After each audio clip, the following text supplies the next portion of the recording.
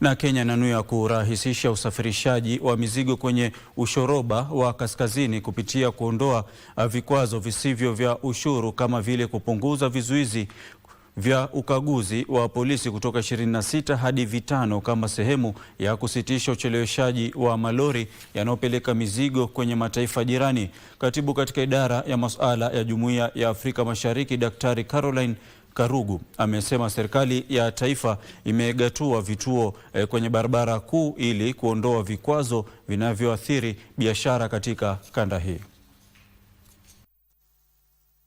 Vikwazo visivyo vya ushuru vinajumuisha taratibu za usimamizi na kanuni zinazochelewesha usafirishaji wa mizigo na hivyo kuongeza gharama.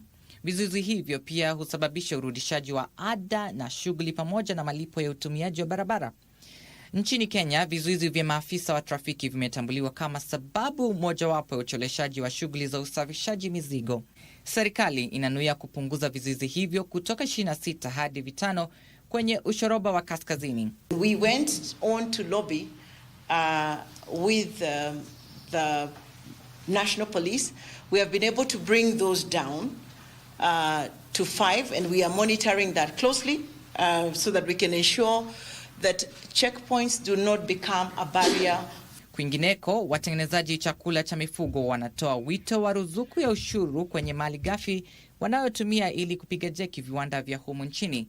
Chama cha watengenezaji bidhaa kinasema ongezeko la hitaji la protini ya mifugo linalosukumwa na ongezeko la idadi ya watu linasababisha haja ya hatua za dharura ili kuimarisha utaratibu wa utengenezaji chakula cha mifugo. In Tanzania and Uganda, why can't we grow them in Kenya?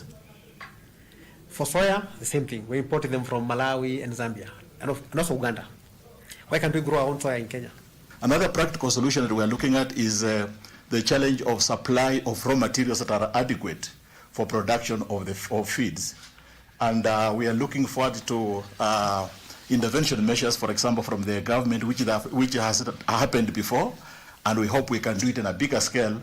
Mwishowe, shirika la utafiti wa kilimo na mifugo linatafuta washirika ili kuongeza uzalishaji wa maharagwe aina ya Nyota ili kukidhi hitaji la nafaka hiyo iliyosheheni lishe bora na inaweza kustahimili ukame. Mkurugenzi wa mifugo ya mazao katika shirika hilo, Benjamin Kivuva, anasema ubia huo utapanua uzalishaji wa mbegu hiyo mpya na kuwawezesha Wakenya wengi kunufaika. Because of climate weather changes, we encounter erratic rainfall, droughts, and then we end up losing a very important seed, gathering generation seed in the field. So you can see now if we are enabled by this ball. Trevor Ngendo, Darubini.